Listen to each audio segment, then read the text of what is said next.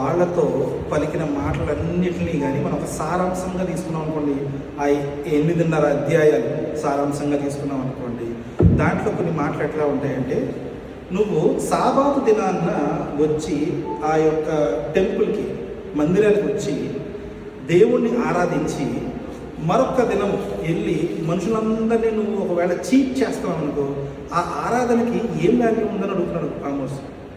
తర్వాత ఆరాధన టెంపుల్లోకి వచ్చి గొప్పగా పాటలు పాడి, సాంగ్స్ పాడి, ఈ కీర్తనలు పాడుతూ మంచి మంచి స్క్రిప్చర్ని రిసైట్ చేస్తూ టెంపుల్ చుట్టూ తిరుగుతూ ఉంటారు వీళ్ళందరూ.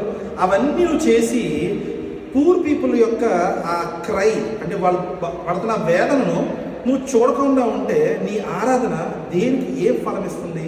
మూడోదిగా చూస్తే ఎన్నెన్నో దహన బలులు ఇస్తూ చివరికి దేవునితో ఉండాల్సిన సంబంధం ఆయన నుంచి నీ హృదయం ఎంతో దూరంగా పెట్టుకుంటే ఆ బలు యొక్క అర్పణకి ఏం అర్థం ఉందనే విధమైన ఒక ప్రత్యేకమైన మాటలు మాట్లాడుతుంటాడు ఆల్మోస్ట్ అందరితో చెప్తూ ఉంటాడు. మీరు అది ఎలా అయిపోయిందంటే ఒక రకమైన రిచువల్ అయిపోయింది. జస్ట్ టెంపుల్కి వెళ్ళడం, అక్కడ ధనాన్ని వేయడం, లేదంటే సాక్రిఫైస్ చేయడం, అట్లాంటివి ఉన్న పరిస్థితుల్లో నుంచి ఒక విధంగా చెప్పాలంటే ఆమోస్ ఏం చెప్తున్నాడంటే డిస్ట్రక్షన్ చాలా దగ్గరలో ఉంది అనే మాట మాట్లాడుతూ, జడ్జిమెంట్ చాలా దగ్గరగా ఉంది అని చెప్తూ ఆఖరి మాటలు వచ్చేటప్పటికి ఇక్కడ వర్డ్ యూజ్ చేస్తున్నాడు, రెస్టోర్ అనే వర్డ్ యూజ్ చేస్తున్నాడు.